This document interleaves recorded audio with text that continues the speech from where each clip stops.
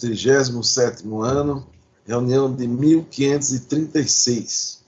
Então, hoje nós vamos contar, mais uma vez, com a presença, né, de Dr. Vitor Vale, que já é um habitué, um speaker habitué da nossa reunião, que faz isso com muita qualidade técnica e profissionalismo, e uma didática, né, sem dúvida nenhuma. Vitor é coordenador do Serviço de Hemodinâmica do Hospital São Lucas e vai falar sobre atualização em imagem e fisiologia intracoronária. E aí? A tela é toda sua. Luiz Flávio está doido para ver o que é isso. E o que ele pensava que era com angiotomografia que você ia falar, esse negócio. Eu não posso nem falar de angiotomografia com o Luiz Flávio, porque ele já fez em mim, então eu vou ficar quieto. Recentemente fez em outro cardiologista, viu, doutor Souza? Também, não posso falar o nome não, mas o bicho está atuando aí, viu? Vamos lá. Vamos lá. Compartilhando minha tela aqui. A imagem, né, e a fisiologia que eu vou falar é muito mais profunda do que o Luiz Flávio vê na tomografia, viu? Isso com certeza. Bom, pessoal, resolvi trazer esse tema aqui para vocês, porque é uma coisa da nossa prática do dia a dia na hemodinâmica, né? A gente lida com lesões ambíguas, lesões intermediárias, lesões duvidosas no nosso dia a dia, e sempre o cardiologista clínico quer saber o que fazer, quer ter uma ideia, tem mais alguma coisa para fazer, é isso mesmo, é 50, é 70, vai tratar, não vai? A gente tem que saber que o cateterismo cardíaco, né, quando a gente injeta o contraste faz o caminho do sangue, né? Então, a gente não visualiza a parede da artéria, né? A gente imagina que essa estenose é causada por uma placa, mas a gente não vê a placa. A gente vê um luminograma, a gente vê a luz, o lúmen. O que tem por trás, se é uma carga de placa grande, diâmetro real do vaso, se tem remodelamento negativo, positivo, as características da placa, calcificação, né, fibrose, enfim. Isso a gente não vê no cateterismo. A gente tem uma estimativa, uma noção, né, mas a gente realmente não vê. Vejam essas lesões aqui, lesões do dia a dia, né, do cardiologista. Imagine que um paciente desse aqui tem angina no consultório e você encontra uma lesão dessa na DA. Uma DA enorme, uma lesão aqui. Se você for perguntar a 10 hemodinamicistas, uns vão falar 40, outros 50, outros 60. Né, a gente sabe como funciona.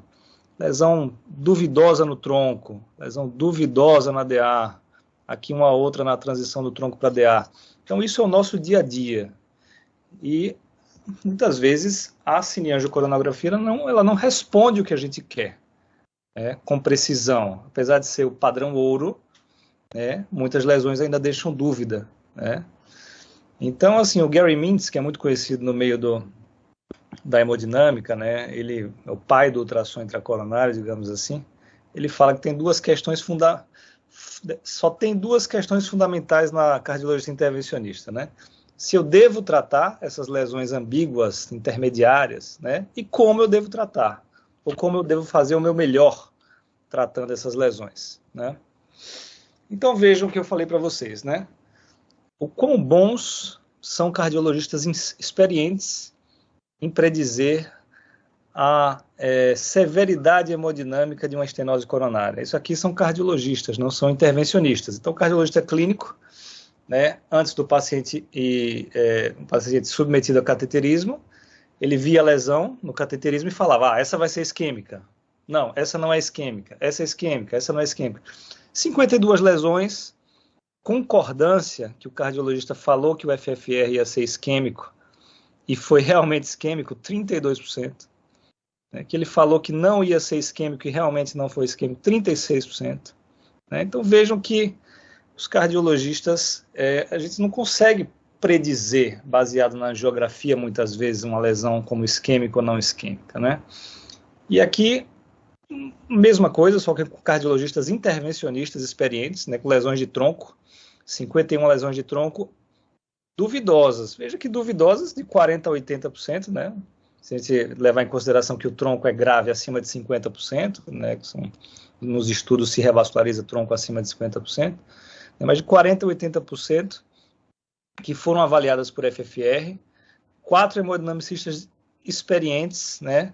Veja que o primeiro acertou 47% das lesões, o segundo 57%, o terceiro 47%, o outro 39%. Então, até nós intervencionistas erramos, e é normal errar, a gente precisa de mais dados, né? Concordância entre os 4 avaliadores, apenas 22% das lesões, né? Será que nós estamos precisando de óculos, né, de ver melhor o cateterismo? Então, a cineangiocoronariografia ela tem limitações significativas.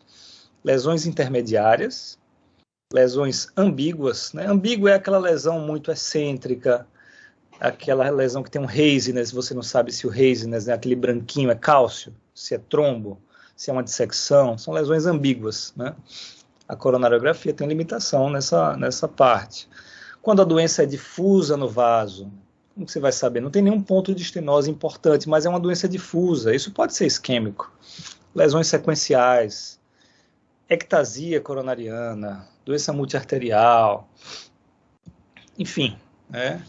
Existe uma série de limitações no cateterismo cardíaco, a gente acha que esse é o primeiro passo, o cateterismo, mas hoje nós temos várias ferramentas aqui, né? Tanto de imagem intravascular, e eu vou falar mais sobre 2 imagens, né? Ultrassom e a tomografia de coerência óptica, como avaliação funcional, né, dessas estenoses coronarianas, e eu vou falar principalmente do FFR, que é a reserva de fluxo fracionado, certo? Começando falando de fisiologia, então, né? Entendo comigo o que é o FFR, né? Veja bem, isso já era feito em estenose de artéria renal, né? Uma medida de gradiente entre a lesão, né, distal a lesão, né? Imagine que aqui é o tronco da coronária esquerda e aqui é a descendente anterior. Existe uma obstrução aqui no terço médio da descendente anterior. Eu pego um transdutor de pressão, ultrapasso a lesão, e ele está aqui me dando uma pressão distal, certo? E o meu catéter, que está sempre no ósteo da coronária, ou seja, muito próximo da aorta, me dá a pressão da aorta, digamos assim, uma pressão sem estenose nenhuma, né? E aí a diferença dessa pressão diastólica, né, pela pressão arterial normal do paciente da aorta, né, uma pressão invasiva, seria o que a gente chama de relação PDPA. Não é o FFR ainda, certo? Por quê? Porque o FFR é fluxo, reserva de fluxo. Para calcular o fluxo, além dessas 2 pressões, eu preciso da pressão da microcirculação, certo? Então, para eliminar essa pressão da microcirculação, eu tenho que fazer uma hiperemia máxima, ou seja, vasodilatar a microcirculação o máximo possível. Isso é feito principalmente com adenosina, né, venosa, tá?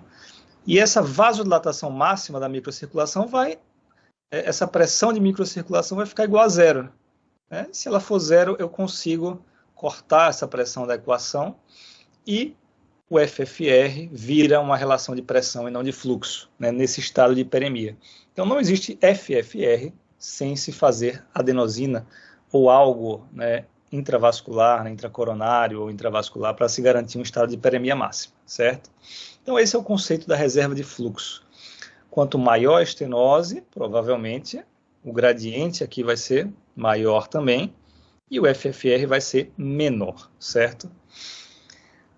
Do FFR, né, com a necessidade de adenosina, foram derivados vários outros índices, o mais conhecido como IFR, né, o mais conhecido desses todos é o IFR, que é o Instant Free, né, Ratio, né, que ele pega nada mais, né, eles acharam dentro da curva de pressão um segmento diastólico, né, na diástole, né, que ele não tem interferência com a microcirculação. É um período da onda de pressão que ele é estável o tempo todo, ele não tem nenhuma influência da microcirculação. Então você pode tirar a microcirculação da jogada e calcular o índice, né, baseado na diferença de pressão nesse segmento da diástole.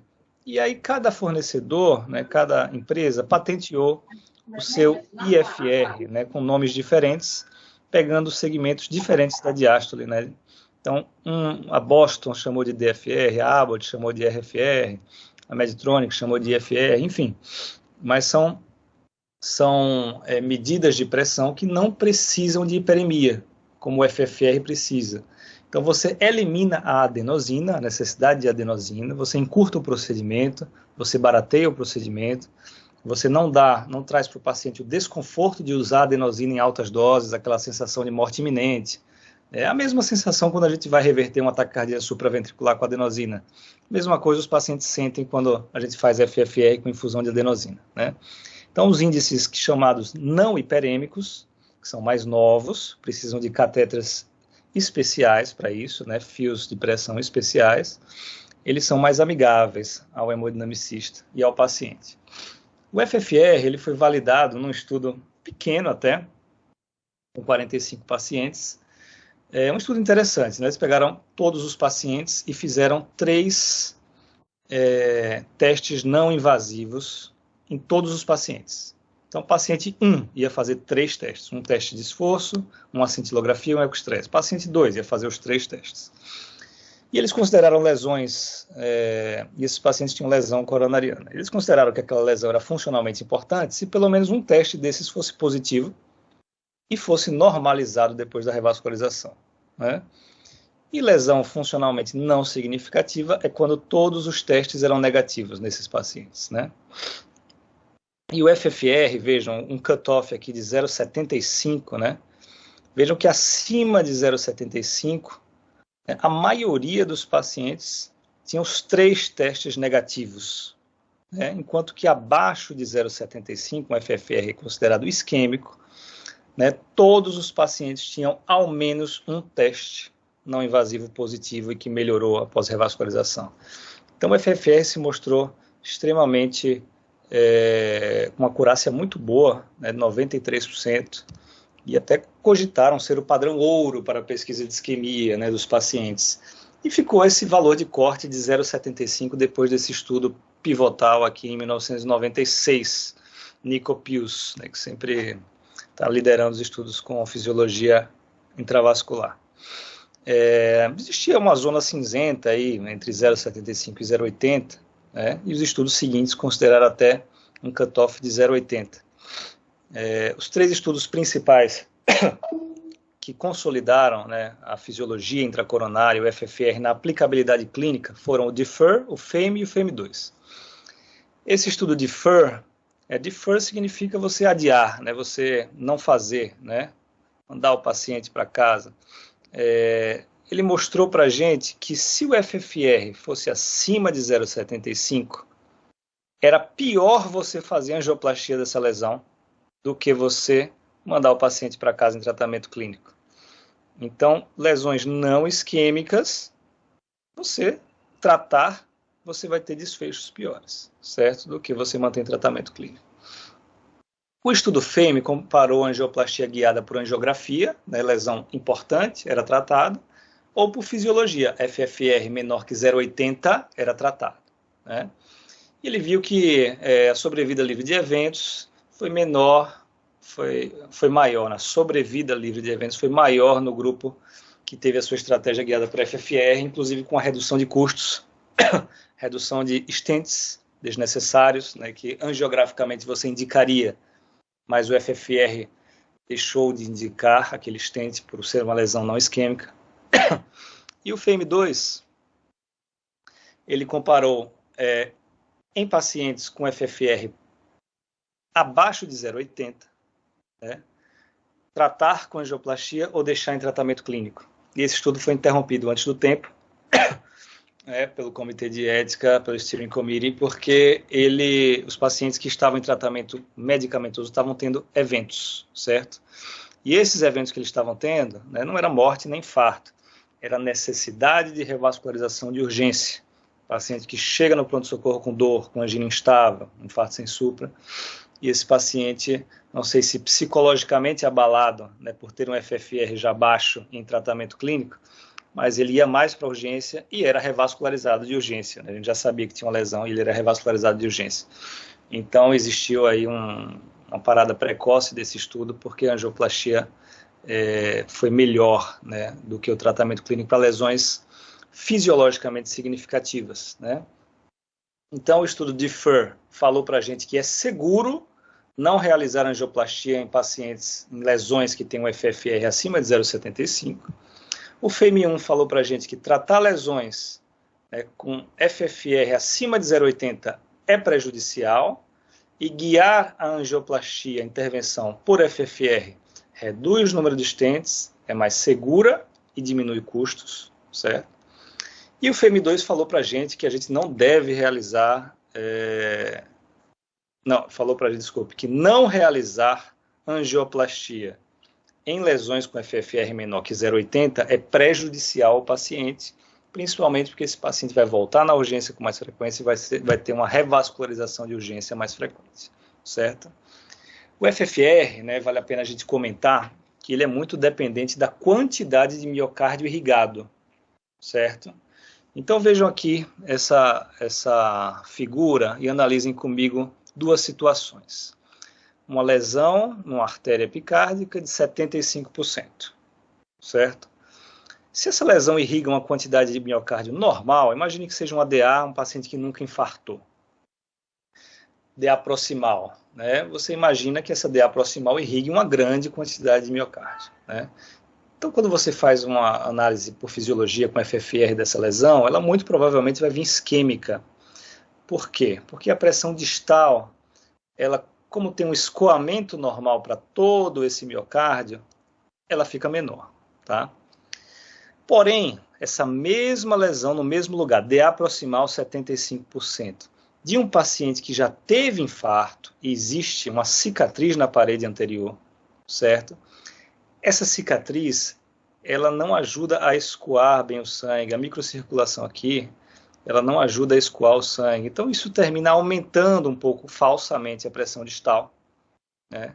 E esse FFR, ele vai ser não isquêmico, certo? Mesmo com uma lesão importante, porque o FFR depende da quantidade de miocárdio que aquela artéria está irrigando.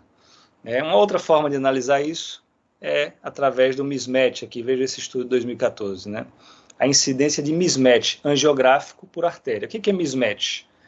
Uma lesão importante, né? Imagine aqui uma lesão de 90%, né? Com FFR maior que 0,80, ou seja, não isquêmica, uma lesão de 90% não isquêmica. Isso é muito mais comum na coronária direita e na CX do que na DA. Por quê? Porque essas coronárias podem ser pequenas, pode ser uma CX pequena, pode ser um marginal que irriga pouco miocárdio, né? Então, o FFR e a fisiologia, ela tem uma ligação muito grande com a quantidade de miocárdio irrigado, seja se existe cicatriz ou não, seja se aquela artéria é uma artéria grande ou pequena. Você pode pegar uma lesão suboclusiva num pequeno ramo marginal e passar o FFR lá e vai ser não isquêmico. Por quê? Porque irriga muito pouco miocárdio. Um pequeno e fino marginal irriga uma quantidade irrisória de miocárdio, né? Então você vai acreditar neste FFR e não vai indicar uma revascularização de uma lesão, né, que tem FFR normal. Veja o contrário aqui, uma lesão de 50%, uma lesão intermediária, muito frequentemente na DA, em DAs tipo 4, tipo 3, DAs grandes, elas são isquêmicas, né? Então, por isso que a gente faz FFR em lesões intermediárias, porque ela pode ser isquêmica. Uma DA de 50% pode ser isquêmica se ela irrigar um grande território, uma grande quantidade de miocárdio. Esse é um conceito fundamental para a gente entender, né, sobre o FFR. Isso é válido também para os índices não hiperêmicos. Vejam aqui, esse caso clínico não é meu, é um caso cedido por um colega de Salvador, Cristiano, meu colega de residência, e eu acho que é muito interessante para a gente ter esse conceito, né, e raciocinar um pouco em cima da fisiologia. Mulher, 74 anos, vou acelerar aqui, mulher, 74 anos, com angina no consultório, fração de ejeção normal. Cateterismo, oclusão crônica da coronária direita, né? Oclusão crônica aqui da coronária direita. Descendente anterior, lesão moderada aqui, não é uma lesãozinha discreta, uma lesão moderada aqui, 50% aqui na DA terço médio. Mas vejam essa DA. É uma DA enorme, certo? Vejam aqui no filme do lado direito. é uma DA enorme. E o que a DA ainda dá? Uma colateral grau 3 para a coronária direita. Olha que colateral imensa para a coronária direita. Então, a quantidade de miocárdio irrigado aqui é muito grande. E ainda tinha uma lesão ambígua no tronco. Veja o que é lesão ambígua aqui. Ih, não saiu a outra. Ah, que pena, não saiu a outra imagem. Mas essa lesão era assim, você passava o filme do cateterismo frame a frame, quadro a quadro. Se você botasse em um dos quadros, parecia uma lesão suboclusiva no tronco. Se você botasse um pouquinho mais para frente, parecia que não tinha lesão no tronco, né? Isso é uma lesão ambígua. Calculando o síntese como lesão de tronco grave, lesão de CD grave, né, que é a oclusão crônica, e uma lesão de DA grave, assim, para tratar, né, a gente tenderia até a indicar talvez uma revascularização cirúrgica, né? Então, qual o alvo de revascularização dessa paciente com angina, né, que não dá para ser medicada, tem intolerância a beta-bloqueador? O que a gente faz? A gente revasculariza tronco IDA, tronco DA e CD, somente CD, né? Então, nesses casos, a fisiologia pode ajudar a gente, tá? E como que ajudou? Foi feito um FFR na DA, aquela lesão intermediária aqui na DA. O FFR veio isquêmico, 0,76, certo? E aí?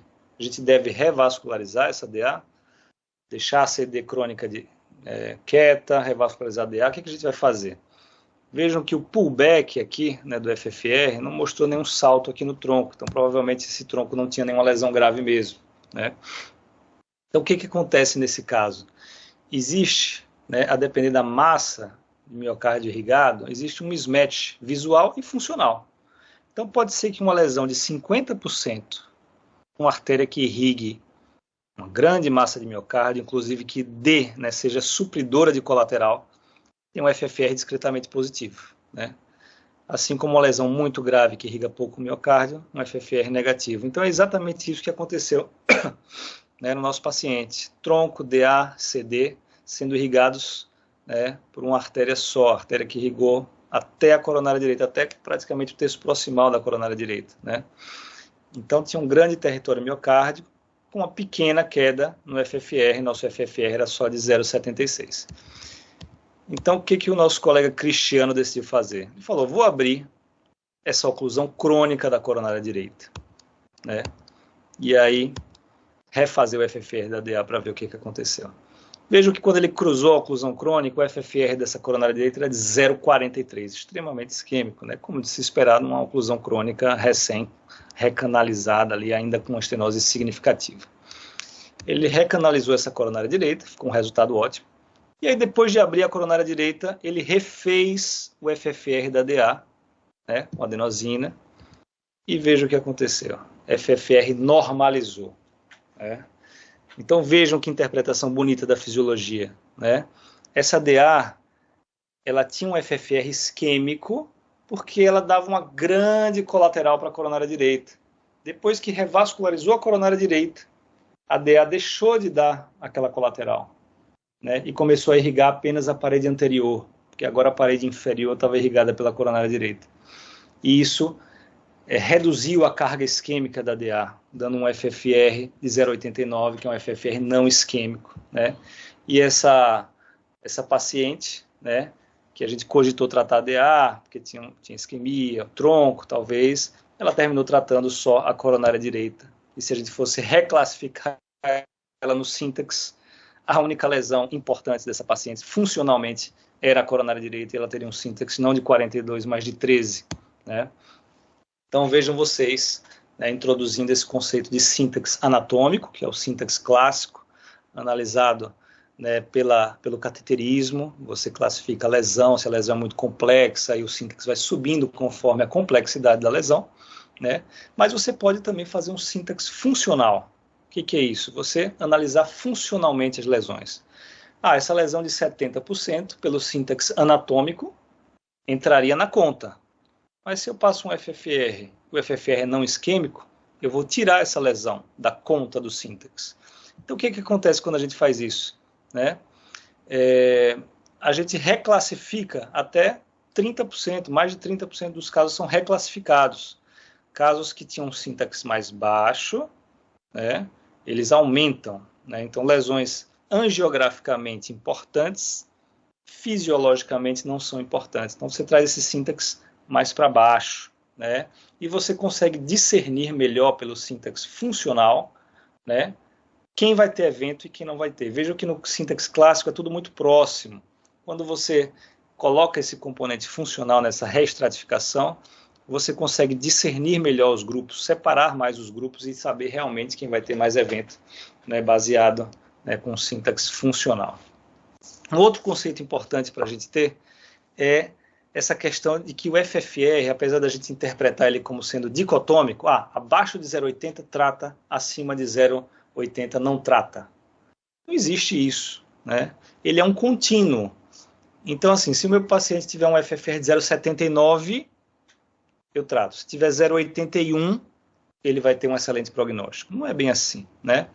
Vejam que a curva do MACE aqui de eventos, com FFR de 1, que seria um paciente sem lesões, FFR de 1, que é a pressão distal, é igual à pressão proximal. Quando esse FFR vai baixando, os eventos vão surgindo, mesmo num território ainda de FFR normal, né? Ou seja, acima de 0,80, a quantidade de eventos vai aumentando. Então, na verdade, o FFR é um contínuo. Lógico que a gente não vai indicar um stent precoce aqui, o FFR de 0,90, né? Mas esse paciente, mesmo em tratamento clínico, ele já tem uma redução de fluxo e vai ter mais eventos do que a população normal. O FFR, ele também tem um valor prognóstico após o implante de stent.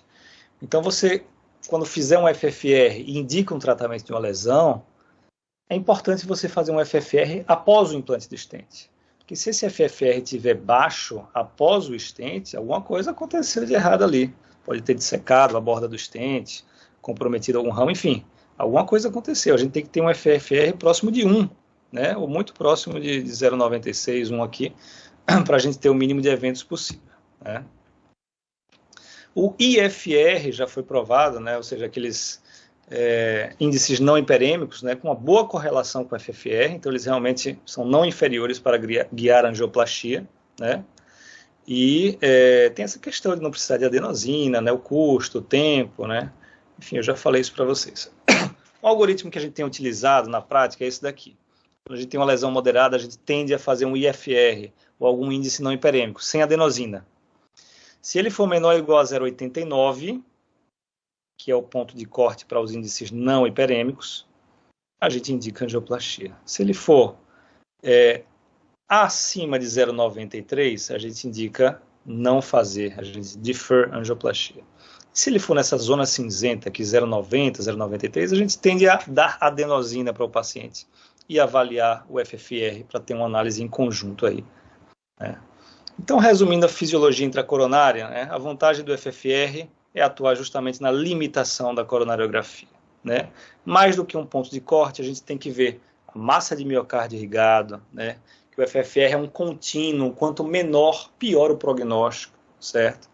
E no FFR limítrofe, né? Ou seja, naquela zona cinzenta, a gente tem que considerar uma avaliação multimodal, né? Com imagem intravascular. Pelos guidelines, o FFR é 1A, para o paciente que não tem isquemia documentada. Aquele paciente que vai fazer um cateterismo, tem uma lesão intermediária e a gente já pode estratificar com FFR na sala de hemodinâmica sem ter que tirar esse paciente da sala. Então ele é 1A nesse cenário. Angioplastia guiada por FFR em pacientes com doença multivascular é 2A, tá certo? Esse é o que a gente tem de guideline europeu. Guideline americano, o FFR é 1A para pacientes com isquemia não documentada, né, e lesões intermediárias, tá? Você pode usar o FFR ou você pode usar um índice não hiperêmico. E ele não tem benefício, né? A angioplastia, né, não tem benefício em FFRs acima de 0,80 ou índices não hiperêmicos acima de 0,89, né? Passando um pouco para a imagem intravascular, né? Ultrassom intracoronário, né, é uma coisa da nossa prática do dia a dia, né, a gente mexe muito com ultrassom, e o ultrassom que a gente usa, ele tem um probe único, né, um transdutor único, que fica rodando, girando em alta velocidade e faz aquela imagem circular que a gente é acostumado a ver no ultrassom. Atualmente a gente tem o catéter de 60 MHz, que é um catéter de alta resolução, HD, que a gente chama, que melhorou realmente a resolução do ultrassom, né? Ele está indicado na avaliação de lesões ambíguas do tronco, ou não, em alguma outra artéria epicárdica, aquelas lesões branquinhas que eu falei, para guiar a angioplastia e para avaliar o mecanismo de reestenose e trombose distente. O ultrassom ele não é bom para ver gravidade de lesões. Vejam aqui. Existem estudos assim querendo, a gente faz um ultrassom numa placa e se a área vier abaixo de tanto, isso significa que a gente deve tratar essa lesão. Isso não existe. Não existe, certo? Com ultrassom. Eles tentaram, né, através de alguns estudos, falar que a área luminal mínima, né, de uma artéria epicárdica, não tronco, abaixo de 4, seria interessante revascularizar.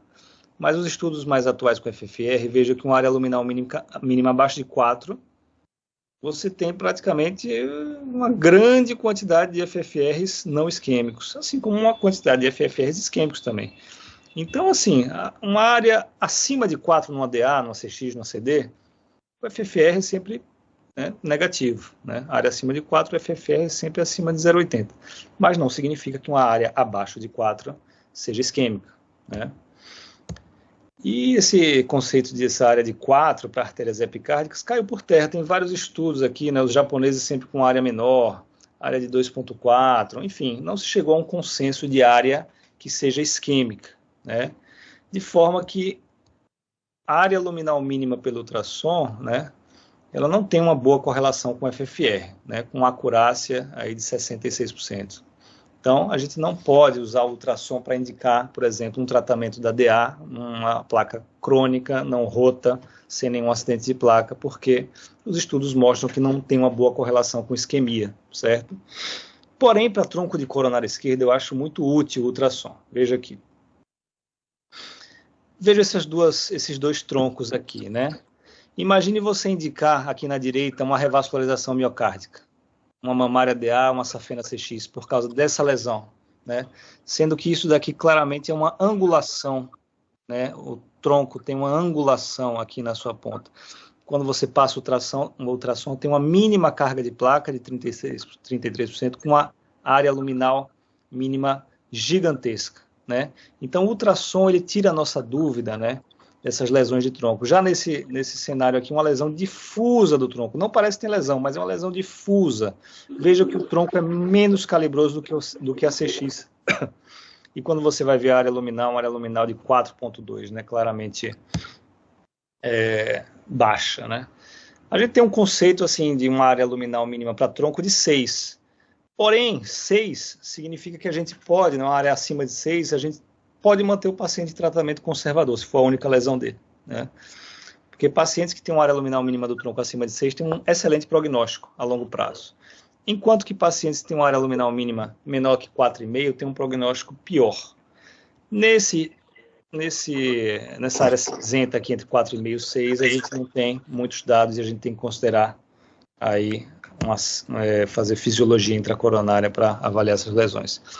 Então, o AIVUS para lesões de tronco é 2A, para a gente ver, né, para definir a severidade da lesão, né, porque o tronco tem essas questões capciosas de angulação, né, de lesões difusas, então a gente tem que avaliar melhor.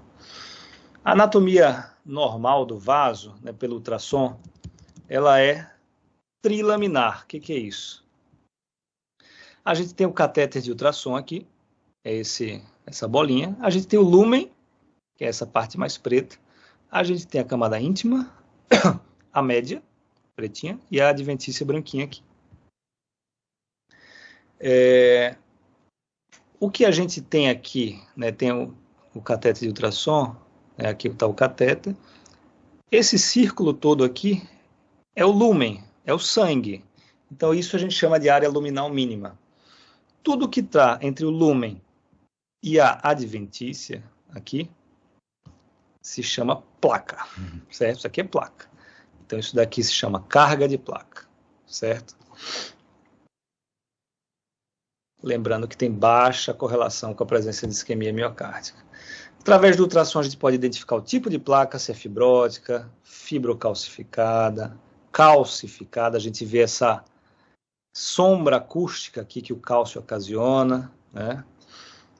a gente vê acidentes de placa, por exemplo, uma dissecção aqui de uma placa aterosclerótica, né, uma úlcera, né, uma placa, uma dissecção espiral aqui, ó, bonita, entrando sangue na camada média do vaso, né. A gente consegue ver trombo, tá? Um trombo aqui com microcanais dentro dele, uma superfície irregular. E a gente consegue fazer histologia virtual para ver núcleo lipídico, lago necrótico, mas isso não está disponível em todos os aparelhos. Aqui em Aracaju a gente não tem esse software, né, para fazer a histologia virtual dentro do ultrassom, certo? Existiram estudos, né, de avaliação ultrassonográfica das placas para ver características de vulnerabilidade. Entre elas estão uma área luminal mínima menor ou igual a 4, um fibroateroma de capa fina pela histologia virtual, ou uma carga de placa maior ou igual a 70%. Né? Esse primeiro e esse último são fáceis de ver no ultrassom, e eles estão relacionados à instabilidade daquela placa em algum momento, né? As diretrizes recomendam o ultrassom para avaliação de lesões moderadas do tronco e para guiar a angioplastia também no tronco da coronária esquerda, que é o que a gente faz no dia a dia, né? A imagem intravascular para o hemodinamicista está muito ligada à intervenção. Então, o que é importante para a gente? A gente conhecer a placa antes de fazer a intervenção. Imagine essa placa da direita aqui. Arco de cálcio 360 graus. Vejam a sombra acústica. Se eu não tenho esse dado antes de fazer a intervenção, eu posso tentar implantar um stent direto aqui, e esse stent nunca vai expandir. Ele vai ficar subexpandido, e ele pode ficar subexpandido para sempre.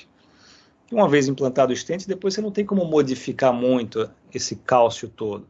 Então, uma lesão calcificada como essa, a gente antecipando isso, a gente já seleciona a nossa estratégia de fazer uma aterectomia rotacional, né, que é o rotablator, um balão de litotripsia intracoronária, para a gente quebrar esse cálcio e permitir o implante do nosso stent. Né? O ultrassom é importante para identificar as nossas referências, a referência do vaso sadio distal, a referência do vaso sadio proximal, né?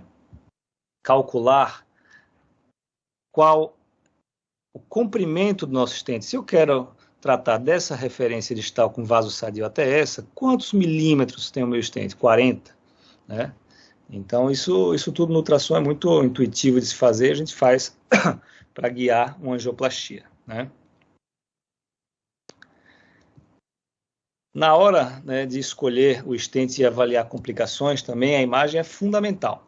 Então, depois que a gente implanta o stent, a gente consegue ver se ele está bem aposto, ou seja, colado na parede do vaso. Então, o termo aposição tem a ver com se ele está colado ou não no vaso, né? Ou se ele ficou boiando, como a gente chama no vaso, né? Vejam aqui esse stent, ele está boiando no vaso aqui, ó, ele não colou no vaso, né? Dá para identificar isso no ultrassom. Se o stent está hipoexpandido, né? Vejam aqui o vaso por fora, e o stent aqui totalmente hipoexpandido no meio, ele está colado no vaso, porém não está expandido. Ou se teve alguma dissecção na borda, se esse stent aterrissa numa placa grande, ele disseca essa placa. O stent é um metal, ele entra na placa e faz uma dissecção, né, da borda do stent. Veja um exemplo de boa aposição, ou seja, o stent está colado na placa, não tem nenhum sangue passando em volta do stent, porém má expansão, né? Veja o quanto que ele pode expandir ainda para topar na adventícia do vaso, né?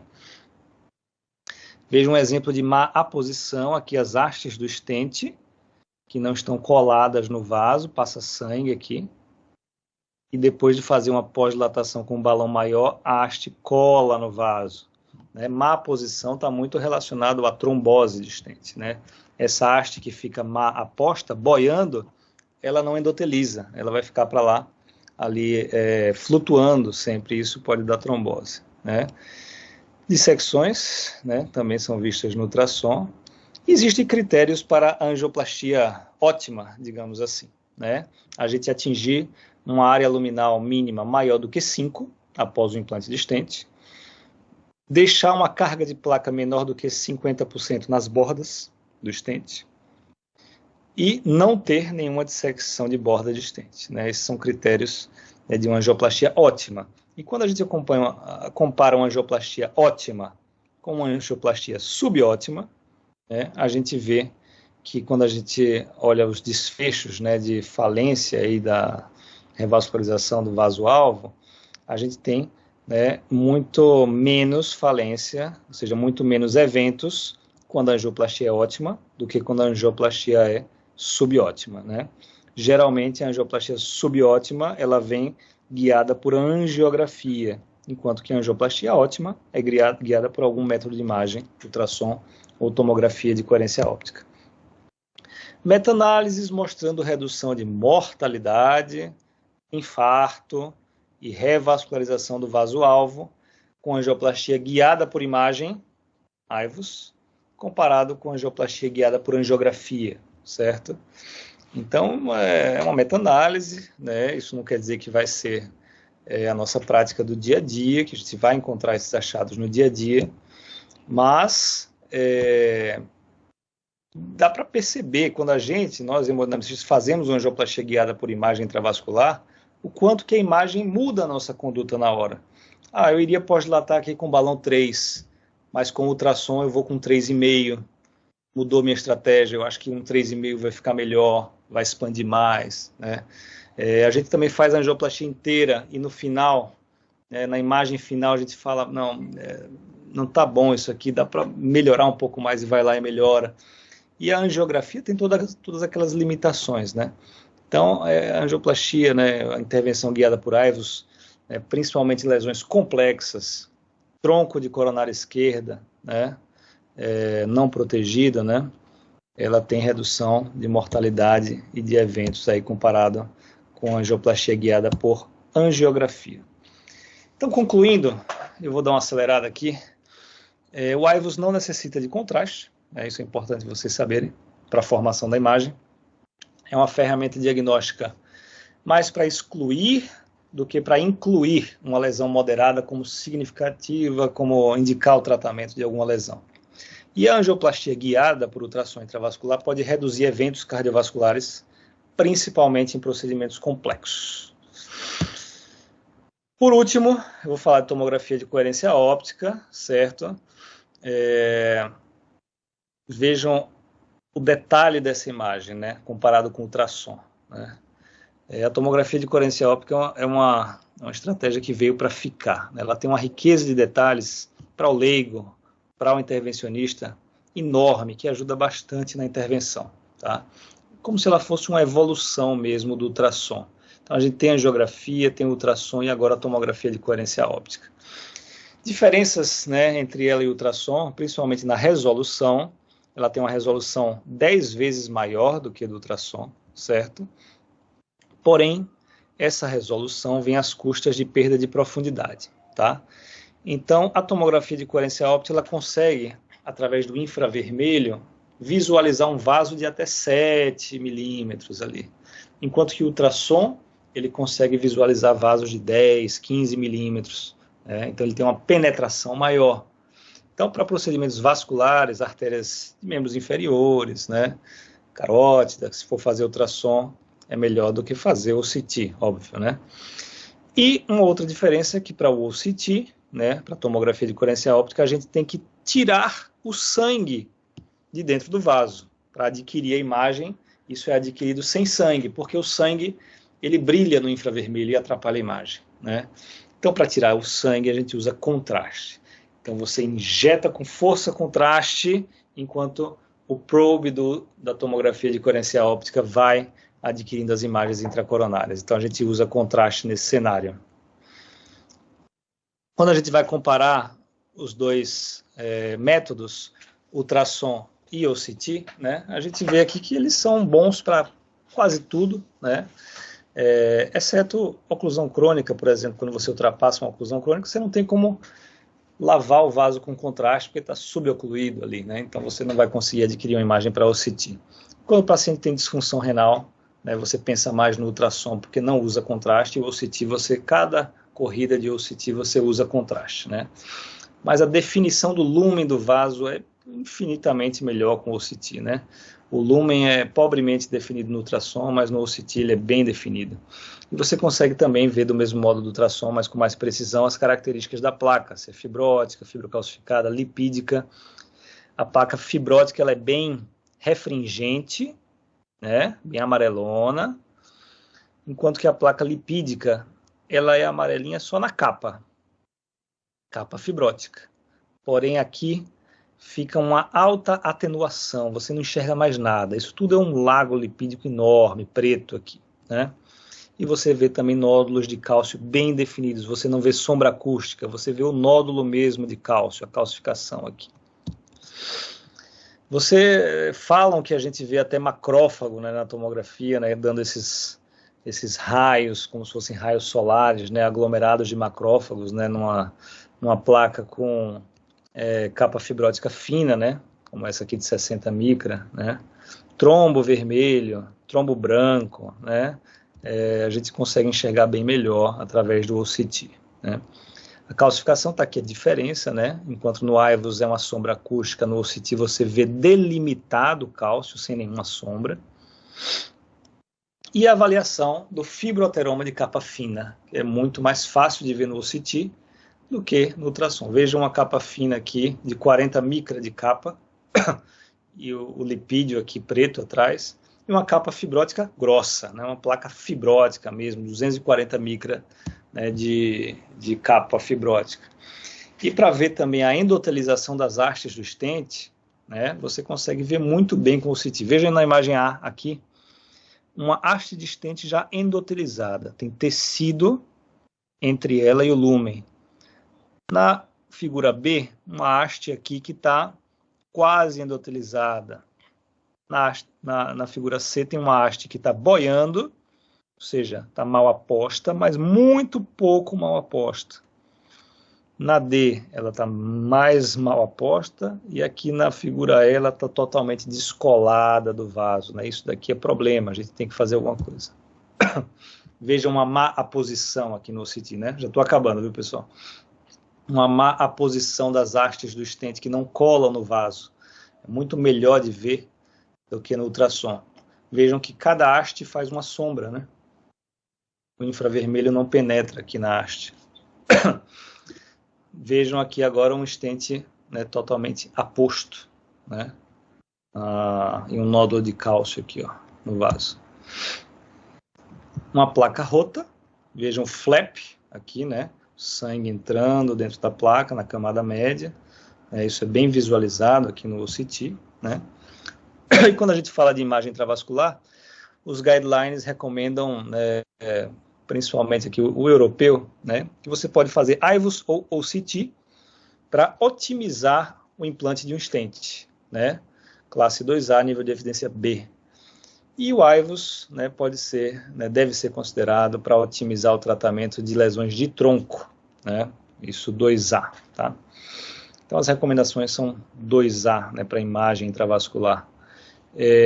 A gente usa também bastante para avaliar restenose de stent, o mecanismo da restenose. Por que falhou esse stent? Está mal expandido?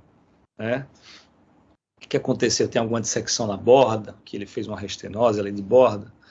Então a imagem intravascular ajuda a gente, né, a fazer isso. O OCT ele reconstrói 3D o vaso, né? Ele dá uma reconstrução do stent também, para ver fratura de stent, alguma outra coisa, né? Aqui é um caso de restenose, vejam aqui as hastes do stent. Isso tudo aqui é um tecido de restenose enorme, né? Concluindo, né, a resolução da imagem do OCT é bem superior ao IVUS, é 10 vezes maior, mas, porém é um procedimento que necessita de contraste e tem benefício, assim como o IVUS, ele é não inferior, né, para guiar angioplastias complexas, né? Então, nós temos disponíveis aí vários métodos adjuntos dentro da sala de hemodinâmica. Eu falei apenas do que a gente tem disponível, né, aqui em Aracaju. Não falei muito do que está em experimento ainda, né? E concluo aqui para vocês, né, falando que a coronariografia é um estudo do lumen, é uma luminografia. Então, ela não avalia a parede do vaso, tá? IVUS, ou seja, ultrassom, e OCT, tomografia de coerência óptica, são ótimas ferramentas para definir a etiologia de lesões ambíguas e para guiar angioplastias complexas. Então, aquela lesão que você tem dúvida, é grave, não é, está estranho, é uma dissecção, é uma lesão aguda, tem um acidente de placa, AIVOS e OCT são ótimas ferramentas para definir a etiologia dessas lesões.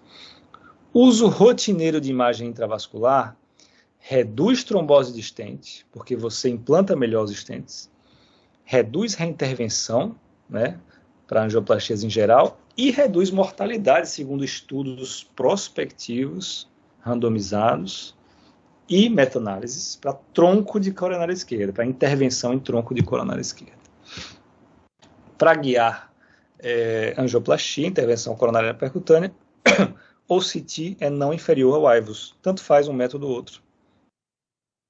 Angioplastia guiada por fisiologia também reduz desfechos duros. E associar a avaliação funcional e anatômica é uma demanda necessária em uma parte não desprezível dos casos, certo? É o que a gente chama de avaliação multimodal.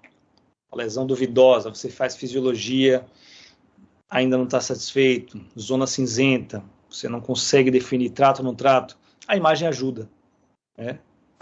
Assim como em casos de imagem, a fisiologia também pode ajudar. Então a gente tem combinado cada vez mais esses métodos, né? Exemplo aqui do mês passado, São Lucas, né? Angina instável num senhor de 63 anos, hipertenso diabético. Angina típica do tipo A, angina típica mesmo. Troponina negativa, eletroinocente. Vejam uma lesão ambígua aqui na DA. Ó, a lesão branquinha aqui, tá vendo? Aqui, uma lesão mais branca, com haziness, terço médio da DA. E aí, trato ou não trato? Troponina negativa, eletronormal. A lesão não é angiograficamente importante. Ela é branquinha, mas ela não é importante. Uns 50%. Poderia não tratar, né? Mas vamos fazer imagem intravascular. Por que eu faço imagem aqui? É uma síndrome coronariana aguda. Eu quero saber se tem um acidente de placas, se tem trombos, se tem dissecção. Vejam a tomografia de coerência óptica desse paciente. Olhem aqui, ó. Até agora nada, uma estenose importante. Uma imagenzinha aqui que chamou a atenção. E quando eu amplio aqui, ó, um trombo aderido na parede da artéria. Não tem nenhum sinal de dissecção da placa, mas tem um trombo luminal aqui. Trombo todo irregular, trombo branco, né?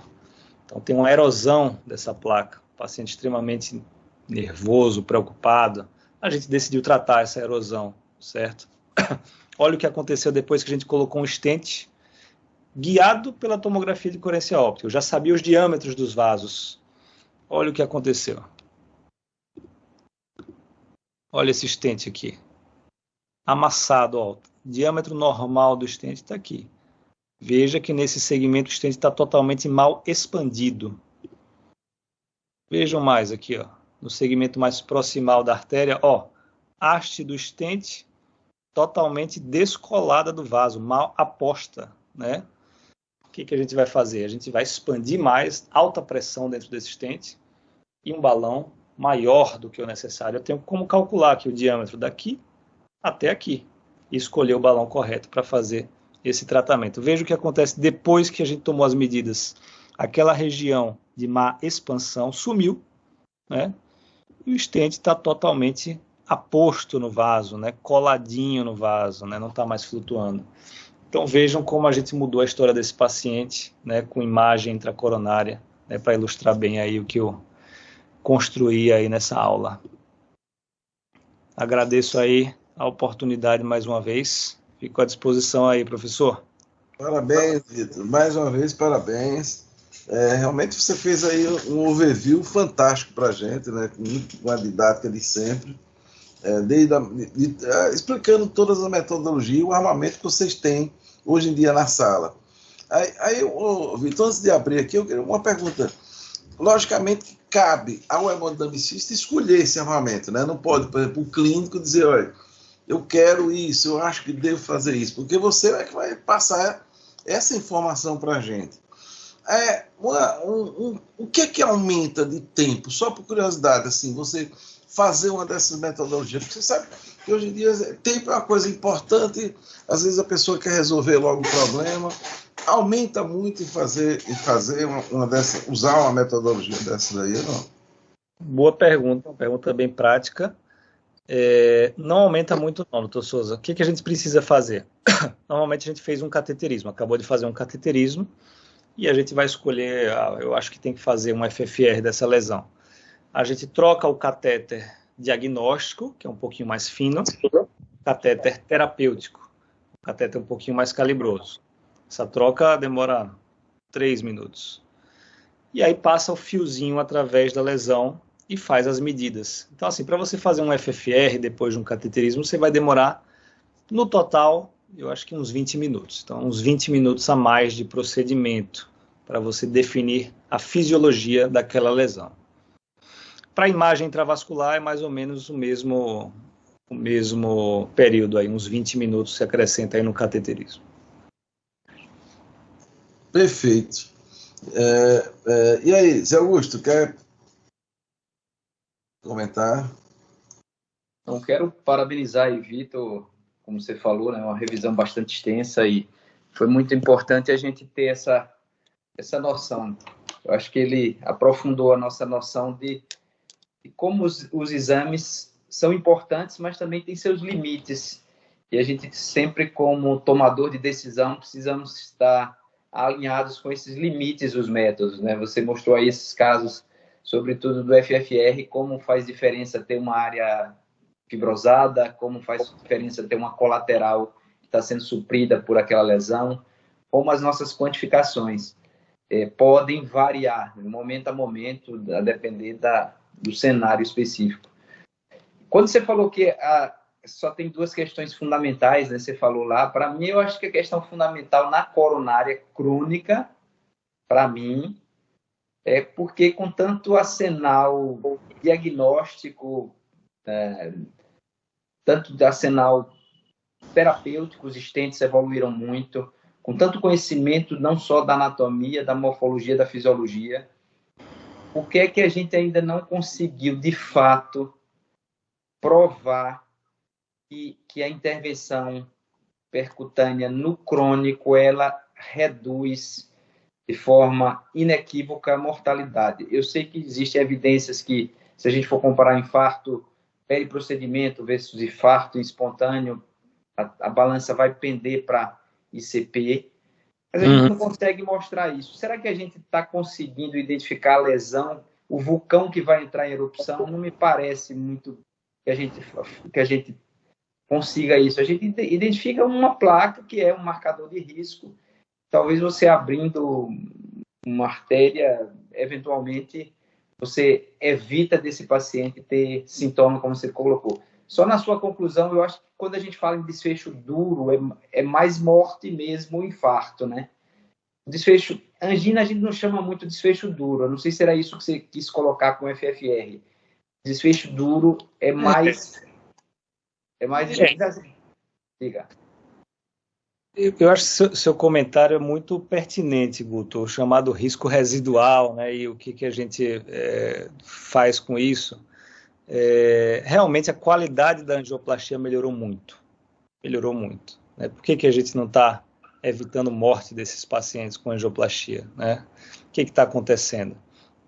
Talvez esse paciente nunca fosse morrer, né, de doença coronária, ou talvez a gente está tratando as lesões erradas. Né? Você tratar uma lesão com FFR positivo, ou seja, um FFR isquêmico, você pode estar tratando uma placa fibrótica, uma capa fibrótica super grossa, só que com uma estenose hemodinamicamente significativa. Então, você imaginar que essa placa ia romper e você evitou a ruptura dessa placa, talvez, né, você esteja errado nesse pensamento, né? Mas você certamente melhorou fluxo e melhorou sintomas, né, desse paciente. Mas eu acho que a grande questão da angioplastia, minha opinião, é que ela é uma terapêutica de tratamento focal. Né?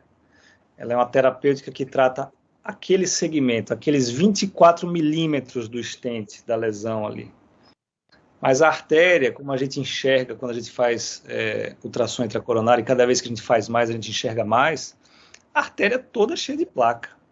A artéria tem placa nela inteira. Tem cargas de placa de 30% aqui, 50% ali, 40% ali.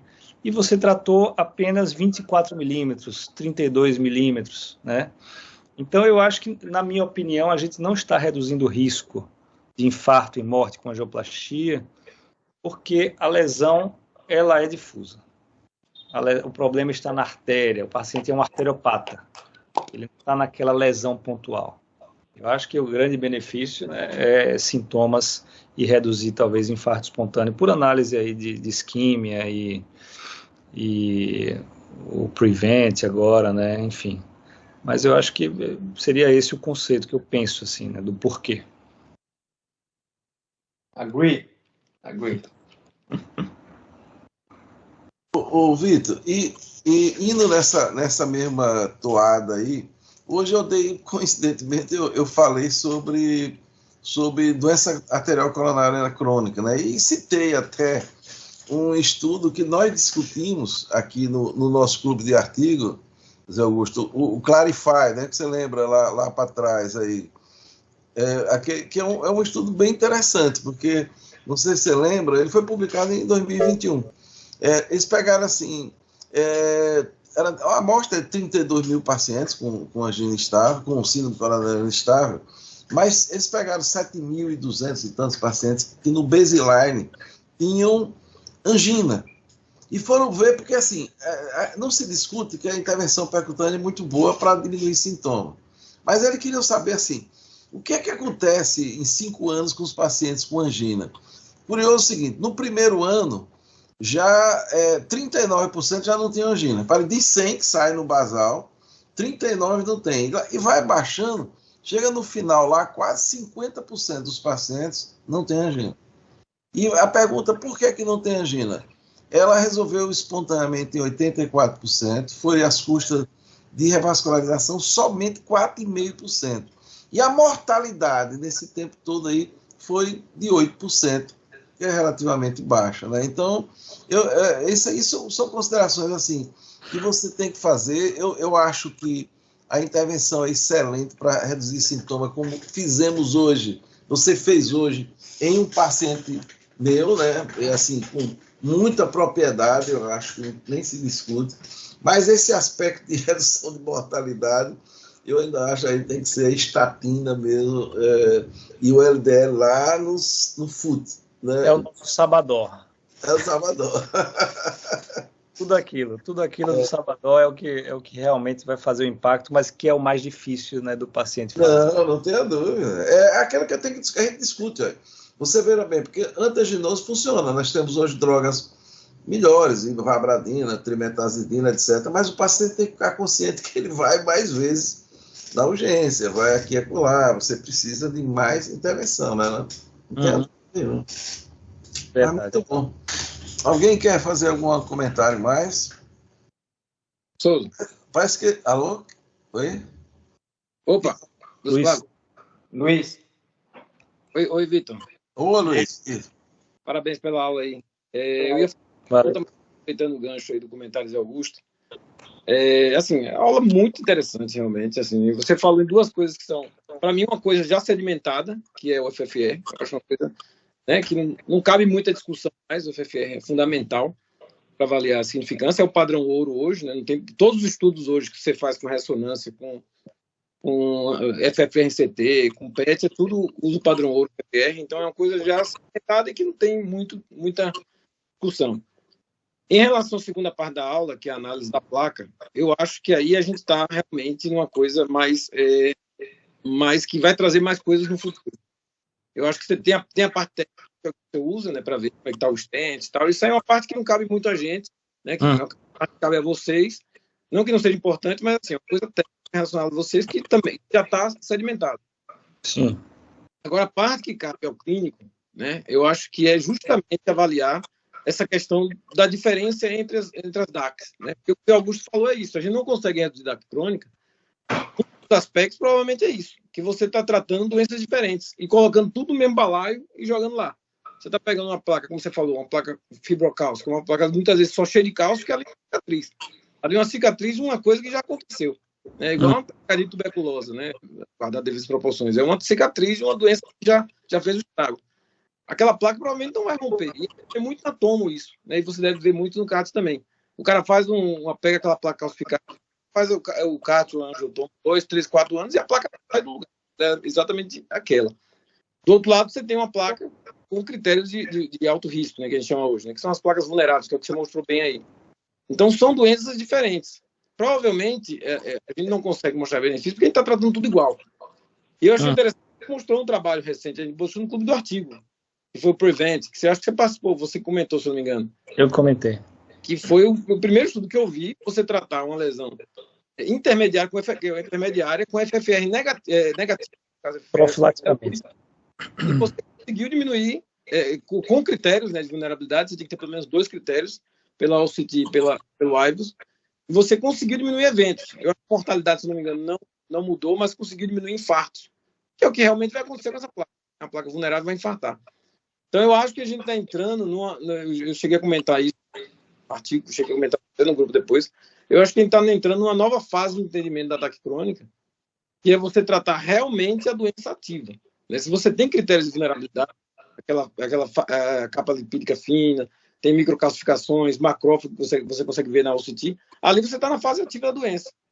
Então, eu não tenho dúvidas que no futuro a gente vai tender para esse lado. Eu não sei se realmente a gente vai chegar numa conclusão que realmente deva tratar essas placas. Mas aí chega essa pergunta que eu ia fazer. Você, nesses casos, você trataria uma lesão com FFR positivo, um FFR negativo, acima de 0,8, e você identificasse esses bem evidentes, uma placa muito feia, digamos assim, uma placa bem vulnerável, baseado nesse trabalho, se você tenderia a tratar ou você ainda não está nesse nível ainda, de você achar que deve tratar uma placa com FFR negativo só pelo aspecto da placa. Essa é minha pergunta capciosa para você. O LDL está em quanto, Luiz? O LDL está em quanto? Ó, Luiz, obrigado pelos comentários aí. Cara, eu acho que está muito cedo ainda para a gente tratar a placa.